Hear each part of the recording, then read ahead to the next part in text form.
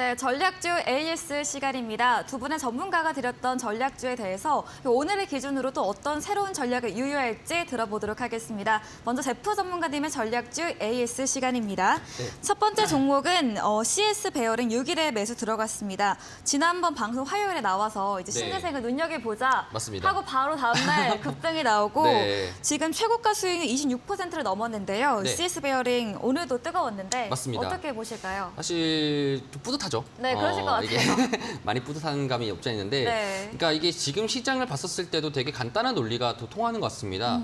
전체적으로 제가 앞서 말씀드렸던 간에, 그러니까 시장에 대한 이제 고별, 그러니까 관심도가 높은 종목과 관심도가 낮은 종목 간의 이 둘 간의 차이 격차가 네. 갭 자체가 너무 크게 벌어져 있어요. 그쵸. 자, 그렇다 보니까 많은 사람들이 쏠림 현상이라고 이제 볼 수 있겠는데, 그렇기 때문에 12월부터 1월 달까지, 그러니까 12월 선물 옵션 만기서부터 1월 지금 이제 옵션 만기까지 그 한 달 동안에 제일 많이 갔던 게 중국 관련된 종목들이 정말 많이 갔었습니다. 네. 저점 대비해서 100% 이상 올라가고요. 그리고 그뿐만 아니라 이제 뭐 CS라든지 그리고 일부 바이오 업종도 마찬가지로 관심도가 정말 쏠렸어요. 자, 그에 비해서 그 한 달 동안에 그러면은 나머지 있었던 종목들, 반도체 업종이라든지 그간 잘 갔었던 이제 기타 종목들 간에 그런 격 차이가 너무 많이 났기 때문에, 그렇다라는 것은 지금 이렇게 벌었다는 소리는 오히려 이렇게 선물 옵션 플레이하는 이런 외국인들이나 기관 입장에서는 되게 정말 꿀 같은 이야기거든요. 네. 자, 그렇다 보니까 그런 친구들이 이제 이런 격차를 줄여야지, 그러면 이제 차익 거래가 발생되지 않기 때문에 제가 그래서 여러 눈여겨 보다가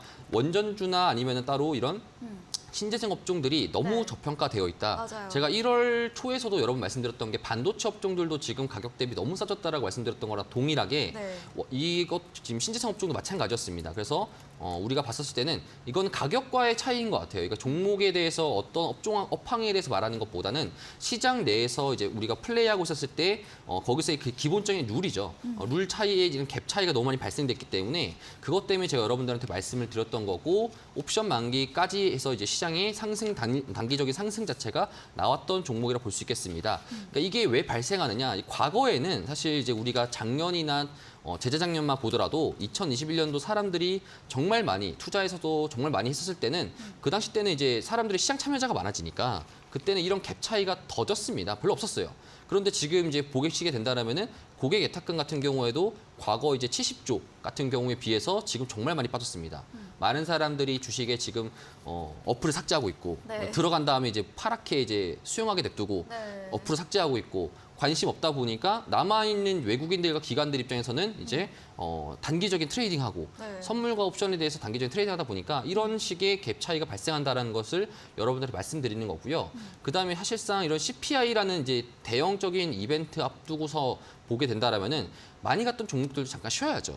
쉬었다 보니까 제가 여러분들 말씀드렸던 CS 베어링도 요새 또 날씨가 또 추워지니까 네. 추워지면 당연히 바람에 대한 것들이 되게 수요가 높아지고, 그럼 그것들이 풍력 에너지에 대한 가격이나 거래 대금도 많이 늘어나게 되다 보니까 수요적으로 봤을 때도 있을 수 있을 것 같다 말씀드렸고요. 그래서 실제로 오늘도 고점 기준으로 9,450원까지 찍었다가 네. 이평선 기준으로 122평 딱 터치하고 나서부터 종가 기준으로는 시가와 맞물리는 이런 상황인데, 이럴 때 이제 여러분들이 이런 종목들을 한 번 더 보자 이렇게보다는 네. 오히려 안녕히 계세요 하고 다른 종목을 보자, 이렇게 하시는 게 좀 더 마음 편할 거다라고 네. 이제 말씀드립니다. 네, CS 베어링에 대해서 풍력 관련주로 오늘도 7% 넘게 상승하며 마감을 했습니다. 좀 지난 시간에 신재생 에너지 너무 저평가되어 있다 의견 주시면서 눈여겨보자 의견 남겨주셨는데요. 오늘은 좀 많이 오른 만큼 좀 갈아타기 의견 주셨네요. 다음 종목도 이어가 보도록 하겠습니다. 11일 어제 매수 들어간 GSE 가스 네. 관련주입니다. 네. 매수가 3,815원이고요. 네. 지금도 수익권에 있긴 합니다. 맞습니다. GSE는 앞으로 더 갈 수 있을까요? 그거는 이제 오늘 네. 10시 반에 결정이 되겠죠. 네. 사실 이제 보험 쪽으로 저도 이제 보는 거라서 네.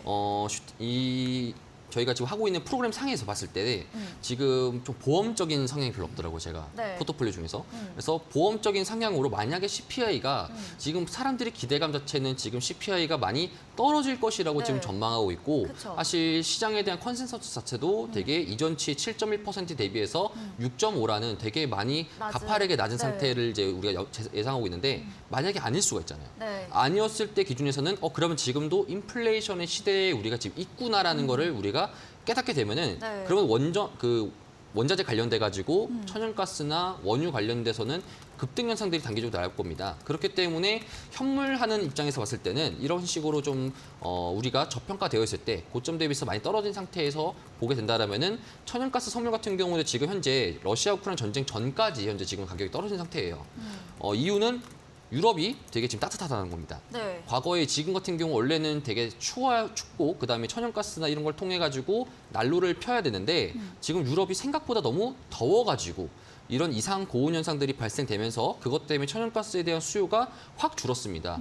경기 침체에 대한 우려 때문에 줄어들기도 했고 날씨 때문에 줄어들다 보니까 천연가스에 대한 에너지 가격 자체도 많이 바닥인 상태예요.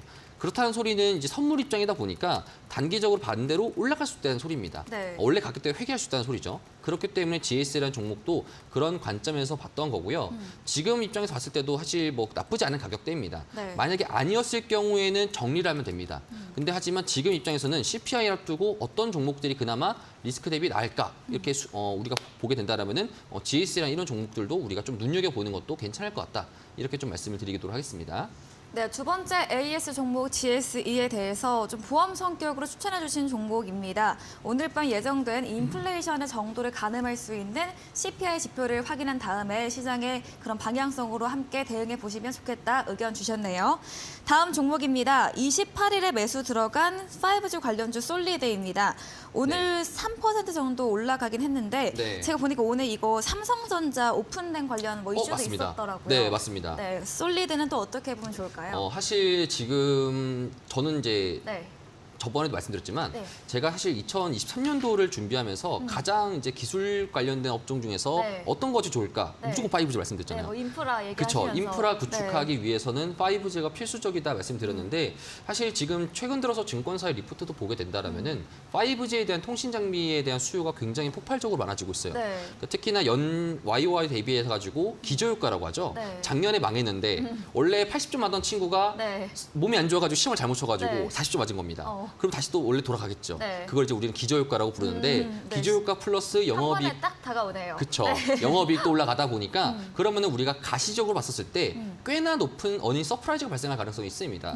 자, 그렇기 때문에 그럼 우리가 5G 관련된 친구들을 섭렵해야 된다는 건데 네. 오늘도 이제 이슈가 뭐였냐면은 장 초반에 되게 중간 들어서 가지고 갑자기 널뛰기 춤을 췄어요, 이 친구가. 네. 갑자기 이제 뭐 5% 올라가더니 올라간다 했다가 갑자기 5% 급락하고 아주 재밌었던 친구였습니다. 네. 자, 그런데 이제 우리가 보게 된다라면은 솔리드가 왜 이렇게 올라갔냐? 바로 이제 오픈랜 아까 이제 앵커님 말씀드렸듯이 오픈랜 관련된 이슈가 있었는데 오늘 이제 뭐 미국에서 있었던 경제 차관이나 이런 분들이 와가지고 국내에 와가지고 이제 오픈랜 관련돼 가지고 우리가 적극적으로 투자를 하겠다라는 이슈가 있었기 때문에 상승했었는데 그 오픈랜 관련돼 가지고 이제 글로벌적으로 수주를 했던 기업이 어디냐? 삼성전자와 연계된 기업이 어디냐? 바로 솔리드입니다. 그래서 솔리드 사실뿐만 아니라 제가 여러분들한테도 말씀드리고 싶은 거는 지금이 어찌 보자라면은 시장 상황에서 2023년도 전망 상황에서 가장 좋은 섹터가 어디냐라 했었을 때는 별로 없어요. 별로 없는데 그중에서 이제 5G 관련된 통신 장비나 이런 인프라 관련된 사업들은 여러분들이 좀 더 눈여겨보시는 게 좋을 것 같다. 그래서 장기적인 전망 같은 경우에도 솔리드도 이전치의 박스권 자리를 뚫었습니다. 네. 과거 추세 기준으로는 우하향 추세를 기록했었는데 이제 10월 달 기준으로서부터 4분기 옵션 만기 이후로부터는 이제 쭉 상승하면서 이제 상향하는 이제 그런 식의 그래프가 만들어지고 있고 차트도 추세를 전환하려는 움직임들이 좀 많이 보여지고 있다. 이렇게 좀 보시면은 좋을 것 같습니다. 네, 마지막 AS 종목 솔리드 들어봤습니다. 전년도 부진했던 섹터 5G 관련주 기저효과 이야기해 주시면서 오늘은 좀 오픈랜 관련 이슈로 삼성전자와 연계된 기업으로 부각받으면서 장중에는 12% 급등하기도 했는데요. 박스권도 기술적으로 뚫었던 만큼 앞으로 상승 여력이 더 있다라고 의견 주셨습니다. 네, 말씀해 주신 제프 전문가와 방송 이후에도 함께 하시고 싶으신 분들은 문자 샵 3772번으로 제프 적어서 보내주시면 저희가 입장 가능한 톡방 링크 보내드리겠습니다. 다음으로는 상한 김용덕 전문가의 AS도 이어가 보도록 하겠습니다. 네, 첫 번째 종목, 지난 시간에 저를 당황시켰던 아프리카 TV입니다. 네. 오늘 상승하면서 마감을 했고요. 수익권의 개세입니다. 아프리카 TV는 어떻게 또 들고 가면 좋을까요? 뭐 차트를 네. 뭐 투자자분들이 보셨겠지만 네. 안정적인 차트예요. 네. 그래서 사실 AS는 하지만 그렇게 체크 포인트가 이제 많지는 않다라고 볼 수 있을 것 같고요. 네. 바닥을 지금 쌍바닥으로 11월 이후에 잡고 양봉 상승과 눌림이 나올 때 우리가 공략에 들어간 거고 그러면 이제 다시 상승파가 나오고 급등파가 한번 나올 거다. 뭐 이런 기대 심리로 우리가 매매에 들어간 거잖아요. 네. 근데 그거를 준비하는 과정이 지금 이제 점진적으로 나오고 있는 시점이다 보니까 그런 급등 시도가 나올 때 이제 목표 주가 달성이 될 거고 그때 수익 실현을 분할적으로 해나가시면 되겠죠. 이 종목은 그리고 지금 사상 최대 실적주에다가 외국인 투자자가 관심을 또 많이 갖고 있는 종목에 해당을 해요. 물론 기관 투자자도 그렇고요. 주요 외국인 투자자의 어떤 지분율이 20%가 넘는 종목이고 250만 주 이상 보유하고 있는 종목이기 때문에 매일매일 외국인들의 매수 매도가 반복이 된다는 얘기죠. 그리고 하루 거래량 대비 보통 전반적으로 외국인이나 어떤 기관 투자자의 매매 강도가 유의미한 수준, 그러니까 의미가 있는 수준으로 들어왔다 빠져나갔다 하거든요. 네. 흐름을 보시면 아시겠지만 최근 한 달 동안에 뭐 오르고 누름이 있지만 외국인 투자자가 거의 파는 날이 며칠 안 돼요. 그러니까 계속 바닥권에서 모아가고 있다라고 알 수가 있겠죠. 그리고 기관 투자자도 매도보다는 매수 위주로 또 최근 이거래 흐름을 좀 보여주면서 네. 본격 반등 차트 구간대를 준비하고 있기 때문에 뭐 아마도 빠르면은 내일 거래일부터 시세 발산이 시작되지 않을까 생각을 해보죠. 그러면 이제 11월 달에 나왔던 장대 양봉도 나올 수 있고 또는 뭐 양봉 몸통선의 추세형 반등도 나올 수 있고 9만 원에서 한 10만 원 사이 정도의 파동은 충분히 좀 시도를 해줄 수 있을 걸로 보이니까요. 안정적으로 홀딩 유지만 하면서 수익 챙겨가시면 좋을 것 같습니다. 네, 아프리카 TV에 대해서는 차트상으로 안정된 종목이다 이야기해 주시면서 사상 최대 실적을 기록하고 있고 또 외국인의 관심을 받고 있으며 이 기관도 이거래일째 연속 매수하면서 시세 발산을 앞두고 있다 의견 주시면서 홀딩 남겨주셨네요. 다음 종목도 이어가 보겠습니다. 지난 16일에 매수 들어간 삼성출판사입니다. 매수가 25,950원이고요. 오늘도 소폭 강보합으로 마무리를 했는데 최고가 수익률 조금 못 미쳤습니다. 네. 네, 더 갈 수 있을까요? 달성할 수 있을까요? 네, 그렇죠. 뭐 이 종목 같은 경우에는 네. 사실 뭐 아기상어라는 효과 하나만 하더라도 네. 기대감을 가질 수 있는 종목이고 그리고 제가 계속 AS를 좀 해드렸습니다만 급등 시도가 어차피 나올 거라고 얘기를 했고요. 그리고 목표 주가 달성 외에도 28,000원 돌파 시도가 또 추가적으로 나올 수 있는 그런 부분까지도 우리가 기대를 할 수 있을 거다라고 했기 때문에 이것도 지금 보면은 이제 이평선 정별 수렴을 눈앞에 두고 있죠. 22평과 512평의 골든 크로스를 눈앞에 두고 있거든요. 그때 또 급등 시도가 한번 나오니까 빠르면 내일 또 장대항공 시도가 나올 걸로 보이네요. 뭐 목표 주가까지 안정적으로 홀딩하시면서 분할 차익 해나가시면 될 것 같습니다. 네, 아기상어 핑크퐁 관련주 삼성출판사 들어봤습니다. 내일도 장대 양봉 나올 수 있는 만큼 홀딩 의견 남겨주셨습니다. 네, 상한 김용덕 전문가와 방송 이후에도 더 많은 이야기 나누고 싶으시다면 문자 샵 3772번으로 상한 김용덕 적어서 보내주시면 저희가 입장 가능한 채팅방 링크를 보내드리고 있습니다. 화면 하단에 QR코드도 보이시죠? 휴대폰 카메라 찍으시면 바로 입장 가능하니까요. 편하신 쪽으로 들어와 보시면 좋겠습니다.